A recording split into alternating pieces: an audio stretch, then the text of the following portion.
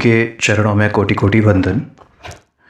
महेश्वरी बहन, एक प्रश्न है कि सम्यक दर्शन का विषय क्या है और वह कैसे प्रकट होता है और मुक्ति का क्या उपाय है?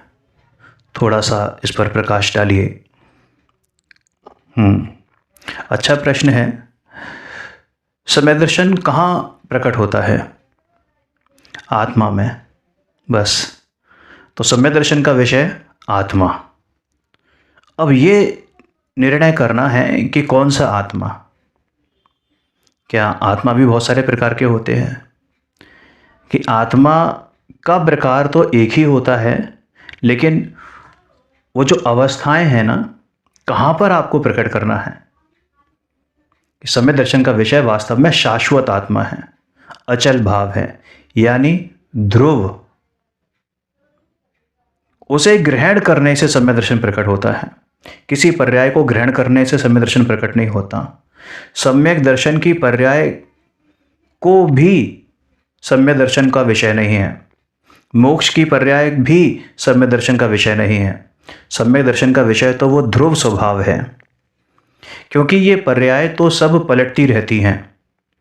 अंतर में आत्मा को पहचानना, शाश्वत आत्मा को पहचानकर भेद ज्ञान की धारा ज्यों की त्यों बनाए रखकर मैं ये चैतन्य हूं, ये विभाव मुझसे सर्वथा भिन्न है, वे आत्मा का मूल स्वरूप नहीं है। ये क्षयुक्षम भाव भी अधूरी पर्याय है। ऐसा निर्णय करके एक पूर्ण शाश्वत आत्मा जो कि नित्य अचल है, उसे ग्रहण करना। ज्ञान सबका होता है कि यह स्वभाव है, यह विभाव है, लेकिन दृष्टि एक आत्मा पर रखनी है। भेद ज्ञान की धारा प्रतिक्षण अंतर में चलनी चाहिए, भेद ज्ञान की धारा प्रतिक्षण अंतर में प्रकट होनी चाहिए, और ज्ञाता धारा की उग्रता हो तो विकल्प टूटकर निर्विकल्प स्वानुभूति होती है, और यह स्वानुभूति ही मुक्ति का मार्ग है।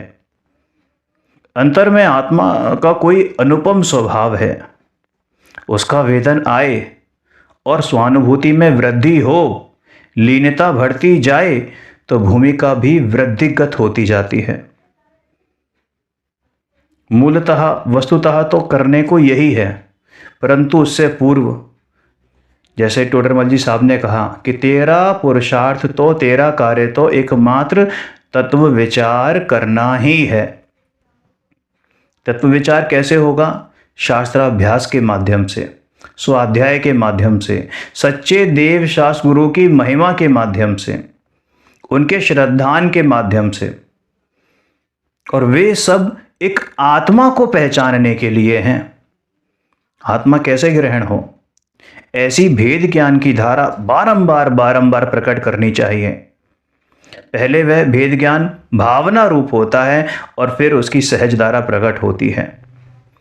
भावना रूप माने भावना यानी विकल्पात्मक, चिंतनात्मक, और फिर सहज रूप से माने उसके बारे में फिर विकल्प नहीं होता, यानी विकल्प टूटकर निर्विकल्प दशा प्रकट होने का प्रसंग आता है। जो अचल शाश्वत भाव है वही मैं हूं, कोई पर्याय भाव मैं नहीं हूं। इस प्रकार अंतर में द्रव्य पर दृष्टि दृढ़ होनी चाहिए। वास्तव में वही मुक्ति का मार्ग है। इस जीव ने कई बार क्रियाएं की हैं, शुभ भाव किए हैं, उनसे पुण्य बंध जरूर होता है, स्वर्ग लोक भी मिलता है, उसका निषेध नहीं है, लेकिन इन पुण्य क्रियाओं से, इन शुभ भावों से भव का अभाव नहीं होता। एक भव भी, अरे एक भव तो बहुत बड़ी बात हो गई, इस भवावली का एक समय मात्र भी कम नहीं होता इन शुभ भावों से। विकल्प टूटकर अंतर में स्वानुभूति हो तो भव का अभाव हो, और वास्तव में वही मुक्ति का मार्ग है। उस हेतु वर्तमान में, इसलिए इस कारण से, यानी उस मुक्ति के मार्ग को पाने के लिए वर्तमान में भेद ज्ञान की धारा प्रकट करनी है, तो स्वानुभूति का प्रसंग आता है। ज्ञान कहां से आएगा? आत्मा में से प्रकट होता है, दर्शन आत्मा में से प्रकट होता है, और चारित्र वो भी आत्मा में से प्रकट होता है। सम्यक सुदर्शन ज्ञान तप, सम्यक सुदर्शन ज्ञान तप, संयम संभाव संयम आचरण, सब आत्मा की अवस्थाएं, आत्मा ही है शरण। ज्ञान आत्मा, दर्शन आत्मा, चारित्र आत्मा, तप आत्मा, संयम आत्मा, वे सब आत्म स्वभाव हैं।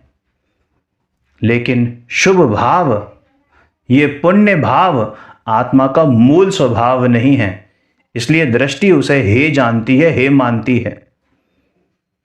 जबकि ज्ञान सबको जानता है, शुभ भाव को भी जानता है, पुण्य को भी जानता है, पाप को भी जानता है। हालांकि पूर्ण पर्याय प्रकट होने के बीच तक ये अपूर्ण पर्याय आती भी है, शुभ भाव भी आते हैं, तो भी उन्हें ज्ञान मात्र जानता ही है। और केवल ज्ञान ना हो तब तक भेद ज्ञान की धारा निरंतर वर्तती है। स्वानुभूति बढ़ जाए तो उसे मुनि दशा आती है, अंदर में विशुद्धि बढ़ती चली जाए तो मुनि दशा है। तीन कषाय चौकड़ी का अभाव होते ही मुनि दशा, और तीन कषाय चौकड़ी का अभाव होते ही क्या मतलब, तीन कषाय चौकड़ी का अभाव और मुनि दशा, दोनों में कोई समय भेद नहीं है। मुनि दशा में बारंबार आत्मा में लीनता होती है, हर अंतर मुहूर्त में कम से कम एक बार वो अंदर जाते हैं, बाहर आते हैं, और ऐसा करते करते इतनी स्थिरता बढ़ती जाती है कि पूर्ण वीतराग दशा एवं केवल ज्ञान प्रकट होते हैं। मुनि दशा तो केवल ज्ञान की तलहटी है। अनादिकाल से ऐसी भ्रम बुद्धि है कि मैं पर का कुछ कर सकता हूं, लेकिन वह दूसरे का कुछ कर नहीं सकता। अपने द्रव्य गुण पर्याय हैं, उनमें द्रव्य और गुण ये तो शाश्वत हो गए, ध्रुव हो गए, और पर्याय पलटती हैं। एक द्रव्य के दो स्वभाव हैं, एक है ध्रुव स्वभाव और एक है पर्याय स्वभाव। तो ध्रुव स्वभाव तो अपरिणामी है और पर्याय परिणमती है। तो द्रव्य अपनी पर्याय को बदल सकता है, माने विभाव पर्याय में से स्वभाव पर्याय प्रकट हो सकती है, परंतु अन्य किसी का कुछ पलटा नहीं जा सकता।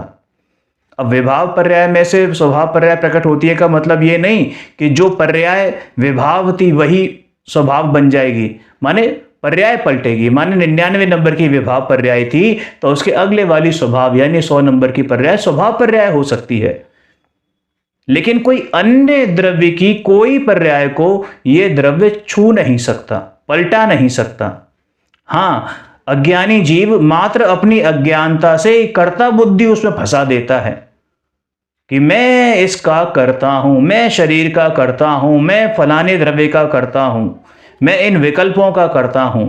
अरे ये विकल्प भी मेरे स्वभाव नहीं है, फिर भी अज्ञान दशा के कारण उनमें जुड़ता है। यदि भेद ज्ञान की धारा प्रकट हो तो स्वयं सन्मुख हो और स्वानुभूति प्रकट हो। वास्तव में करने का तो यही है।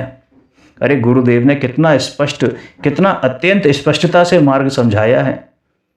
शास्त्र अभ्यास करे, स्वाध्याय करे, गुरुदेव को समझे, पढ़े तो बात समझ में आए कि गुरुदेव ने शास्त्रों में कितने मर्म खोल के रख दिए हैं। समझ में आया? जी बहन श्री बहन, एक जिज्ञासा और है कि जैसे आत्मा की निर्विकल्प दशा प्रकट करने के लिए क्या आवश्यक है, और वह निर्विकल्प दशा आखिर कैसी होती है, थोड़ा सा इसको समझाइए। निर्विकल्प दशा के लिए उग्र पुरुषार्थ की ही आवश्यकता है। जो ऊपर प्रश्न है ना, वो उसी से रिलेटेड है ये सारी चीज़ें। भाई एक ही मार्ग है। ऊपर जो तुमने पूछा था कि मुक्ति का मार्ग क्या है, तो ये निर्विकल्प दशा का भी वही मार्ग है। कोई मार्ग अलग अलग नहीं है, एकमात्र अपने स्वभाव की ओर ढलना, रुचि का स्वभाव की ओर ढलना, दृष्टि का स्वभाव की ओर ढलना है ना, और उसमें लीनता, बस यही मुक्ति का मार्ग है। बारंबार भेद ज्ञान करने से सहज दशा होती है, तब विकल्प टूटकर उपयोग अंतर में जम जाता है। वह ऐसा जमता है कि बाहर का सब कुछ भूल जाता है। क्या मतलब? बारंबार भेद ज्ञान करने से, बारंबार से मथते हैं ना, जैसे दूध को मथते हैं, मठे क्या छाछ को मथते हैं, तो ऐसे मंथन होता है, लगातार मथना होता है, और फिर जो उसका माल निकलता है वो भेद ज्ञान का रिजल्ट, वो भेद ज्ञान का रिजल्ट है निर्विकल्प दशा। निर्विकल्पता यानी उपयोग का अंतर में जमना, और ऐसा जमता है कि बाहर सब कुछ भूल जाता है। यह शरीर है या नहीं, ये राग है कि नहीं, ये क्रोध आदि है कि नहीं, अरे कुछ नहीं, कोई विकल्प नहीं है। समझ में आया? वह तो किसी दूसरी ही दुनिया में प्रवेश कर गया है। अरे आत्मा की कोई निराली ही मतलब अद्भुत दुनिया में आ गया है। ऐसी दशा को ही अनुभूति कहा जाता है। आत्मा का स्वरूप ही कोई अद्भुत है, किसी के साथ उसकी तुलना की ही नहीं जा सकती। ऐसा जो मूल अचल भाव है, समय सार जी की पहली गाथा क्या कहती है? ध्रुव अचल अनुपम। तो ये किसके विशेषण हैं? सिद्ध भगवान के विशेषण हैं। अरे मेरे विशेषण हैं ये। क्यों? क्योंकि मैं सिद्ध ही तो हूं। सिद्ध स्वभाव है कि नहीं? तो ऐसा जिसको निर्णय हुआ, ऐसा उस सिद्ध स्वभाव पर जिसकी दृष्टि गई, और उसमें से प्रकट होने वाले आनंद, ज्ञान आदि सहज भावों का अनुभव एक अलग ही प्रकार का होता है, अपूर्व ही प्रकार का होता है, अलौकिक प्रकार का होता है। और वो अनुभव ऐसा नहीं कि मुझे मालूम ही नहीं पड़े कि कब आया और कब हो गया। अरे सम्यक दर्शन जिसको होता है उसको पता चलता है, अनुभव जिसको होता है उसको स्वयं को ज्ञान में आता है कि हाँ मुझे अनुभव हुआ है। अनुभव होने पर उसे लगता है ऐसा तो किसी दिन नहीं हुआ था, अद्भुत ही बात हुई है आज तो। ऐसी अपूर्वता लगती है कि अहो आत्मा का स्वरूप कोई अद्भुत ही है। अंतर में अनुभूति प्रकट हो तब आत्मा में श्रद्धा का बल कोई और ही आ जाता है। पूरी दिशा ही बदल जाती है, पूरी दिशा ही बदल जाती है।